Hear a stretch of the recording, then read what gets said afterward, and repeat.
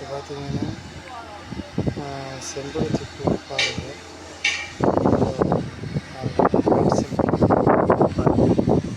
Rice நல்லா வாசனையும் வரும். நல்லா திரவிய பூ, ஒயிட்டு செம்பருத்தி பூ.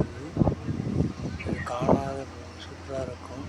இது பூஜை அறையெல்லாம் பயன்படுத்தலாம். நல்லா சூப்பராக இருக்கும். வாசனை திரவிய பூ இது பாருங்கள் ரைஸ். இந்த செம்பருத்தி இலையும் நல்லா வாசனையாக தான் இருக்கும். சூப்பராக இருக்குது பாருங்கள். சூப்பராக பச்சை நிறத்தில் இருக்குது பாருங்கள். பாருங்கள் இந்த ஒயிட் செம்பருத்தி பூ பாருங்கள். இது பெருசாக தெரியும். அருமையாக இருக்கும். பார்த்தாவே தெரியும். நல்லா காம்பு எப்படி இருக்குது பாருங்கள். அடியிலேருந்து சூப்பராக இருக்குது. தடிமையாக இருக்குது பாருங்கள். இந்த இது அந்த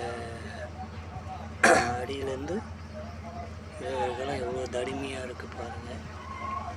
இலையெல்லாம் பாருங்கள் சூப்பராக பச்சை பசேன்னு சூப்பராக அருமையாக இருக்குது.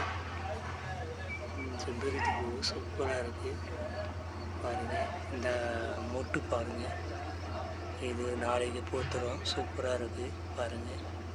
இப்படி தான் வரும் வெள்ளை செம்பருத்தி பூ. இது வந்து சாயங்காலம் பூத்துடும். சூப்பராக இருக்குது பாருங்கள். இது தினமும் தண்ணி ஊற்றி வளர்க்குறோம் பாருங்கள். இவ்வளோ சூப்பராக இருக்குது. அதாவே தெரியும் உங்களுக்கு. நல்லா இருக்குங்களா பாருங்கள். அப்படியே பார்த்துன்னு வாங்க.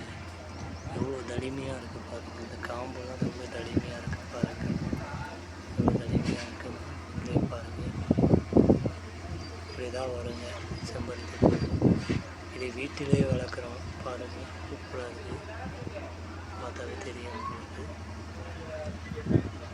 எவ்வளோ சூப்பராக வளருது. நிறைய பூ இருக்குங்க. பூஜை அறையை பயன்படுத்தலாம். நல்லா பயன்படுத்தலாம். பார்த்தா தெரியும். இந்த பாருங்கள் சின்னதாக இருக்குது பாருங்கள். சின்ன செம்பருத்தி இது 2 நாள் ஆகும். சூப்பராக இது மொட்டு சூப்பர் செம்பருத்தி பூ. பிடிச்சா சூப்பராக இருக்கும். தலைக்கு வைக்கலாம். பூஜையும் பயன்படுத்தலாம். வாசனை திரவிய பூ செம்பருத்தி.